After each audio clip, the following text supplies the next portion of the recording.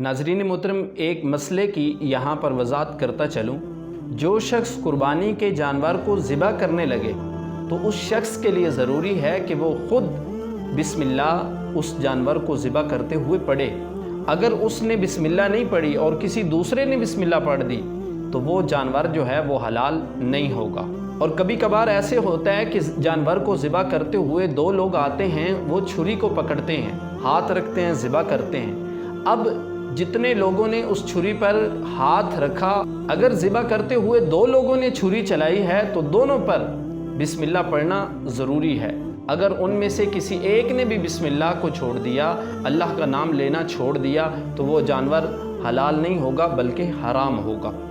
और ऐसा शख्स जिसने जानबूझकर कसदन छोड़ दिया तो उस शख्स की कुर्बानी जो है वो हलाल नहीं होगी।